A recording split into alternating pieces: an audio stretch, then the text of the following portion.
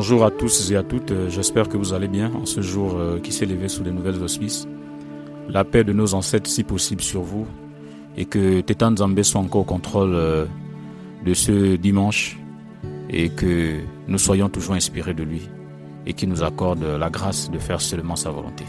Alors ce matin ou peut-être ce soir pour ceux qui m'écoutent à une heure tardive, je viens parler un peu de la famille parce que je sais que notre plateforme WhatsApp Famille Capi n'est pas toujours animée. Pas parce que les gens ne veulent pas le faire, mais vous savez que chaque personne sur Terre a une mission. Et celle de conduire ses idées pour contribuer à l'agrandissement de la famille, sinon à la renaissance de la famille dans laquelle la personne est née. Alors, je voudrais vraiment m'appesantir sur la famille parce qu'elle est très importante pour nous tous d'ailleurs.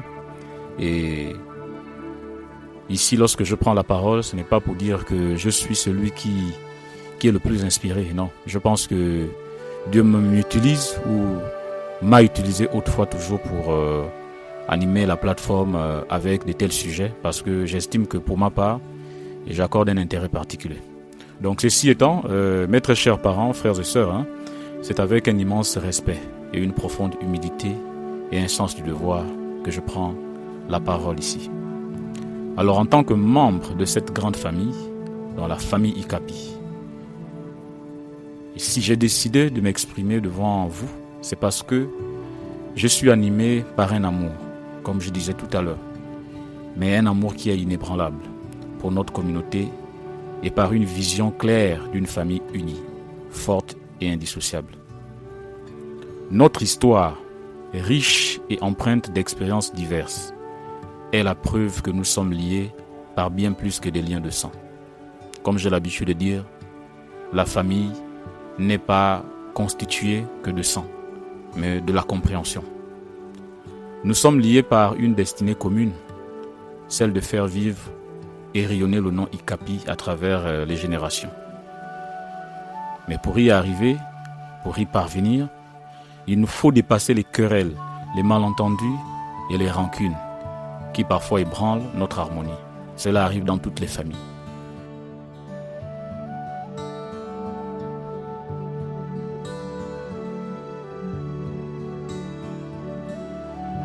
Il n'y a aucune famille sur cette terre-là qui ne se querelle jamais. Donc permettez-moi d'affirmer ceci, les désaccords, les différends sont naturels. Et donc nous sommes des êtres humains, chacun doté de sa personnalité, de ses opinions et de ses expériences de vie. Mais seuls les hommes et les femmes de bon sens savent que les désaccords ne doivent jamais engendrer une colère éternelle. La rancune, chers membres de la famille, n'est pas une école que l'on fréquente. Elle n'enseigne rien, si ce n'est l'amertume, la division et le regret. Elle est l'âme des âmes faibles, des esprits enfermés dans un bas astral où règne la jalousie, la médisance et la solitude. Or, nous, les Ikapi, ne sommes pas de cette trempe. Nous sommes une famille fière, forte, bâtie sur des valeurs de solidarité, d'amour et de respect. J'aimerais insister sur un fait crucial. La perfection n'est pas de ce monde. Nous savons tous nos forces et nos faiblesses. Nous commettons tous des erreurs et il est dans la nature humaine de trébucher. Mais ce qui fait la grandeur d'un homme ou d'une femme, c'est sa capacité à se relever, à reconnaître ses torts et à tendre la main à ceux qui ou elle a pu blesser. Alors je vous le demande aujourd'hui, chers membres de la famille Capi, pourquoi laisser des disputes passées ou des malentendus présents briser ce que nous avons de plus précieux? C'est la question que je pose. Pourquoi permettre nos différences d'étouffer ce potentiel extraordinaire que nous portons en nous en tant que famille? Les grandes familles, mes chers, ne se construisent pas dans l'individualisme ou dans les conflits stériles. Elles se bâtissent dans la communication, la tolérance et l'espoir. Il est normal de ne pas toujours être d'accord. Ça, c'est tout à fait normal. Mais ce qui compte, c'est la manière dont nous gérons nos divergences. Soyons des exemples pour nos enfants, nos petits-enfants et autres. Montre-leur que malgré nos différends, l'unité est possible. Nous devons aussi nous rappeler que chaque membre de cette famille a une valeur unique. Ça, je le dis souvent. Et que chacun de nous apporte sa pierre à l'édifice. Alors, au lieu de nous focaliser sur ce qui nous sépare, concentrons-nous sur ce qui nous rassemble.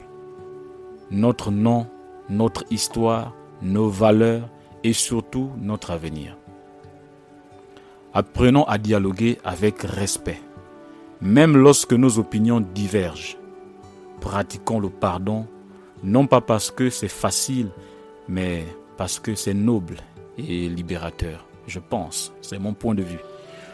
Soutenons-nous mutuellement dans les moments de joie comme dans les épreuves, car une famille unie est une famille invincible. J'ai vu à la fête du 1er janvier, sinon à la veille même, le 31, il y a plusieurs personnes qui ont pris la parole et qui ont exprimé quelque chose d'assez douloureux qu'ils ont vécu et qui, ma foi, a causé la séparation avec leur famille. Il est arrivé que certains d'entre nous ont quitté la famille et après 10 ans, 20 ans d'écart, ils sont revenus et puis nous avons passé la fête ensemble. C'était la première fois que nous le faisons, mais c'était vraiment un moment unique et cela reste dans mon cœur. Donc en conclusion, je vous invite à rêver avec moi, parce que c'est mon rêve. Rêvons d'une famille Ikapi où chacun trouve sa place, où chacun se sent respecté et aimé. Rêvons d'une famille qui nous traverse le temps et les épreuves sans se briser. Rêvons d'une famille qui, malgré les imperfections humaines, ce qui est tout à fait normal, choisit l'amour, la solidarité et la résilience.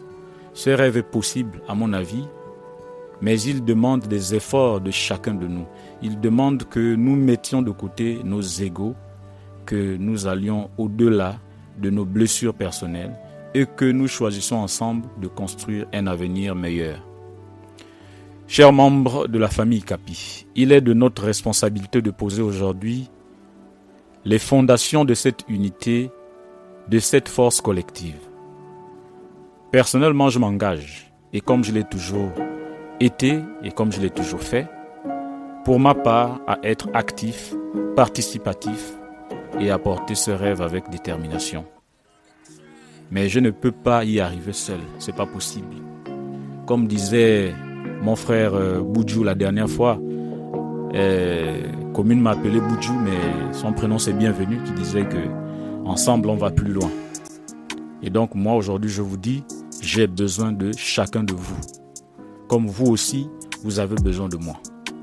Alors levons-nous ensemble, dépassons nos querelles et travaillons pour que le nom Ikapi brille, non seulement aujourd'hui, mais pour des générations à venir. Merci de m'avoir écouté, que notre union soit notre force et que l'avenir de la famille Ikapi soit radieux. Merci encore pour ceux qui ont consacré leur temps d'écoute pour ma prise de parole. Comme je l'ai toujours dit, elle n'est pas vaine pour celui qui essaie de tendre l'oreille de manière à ce qu'il écoute en esprit et en vérité.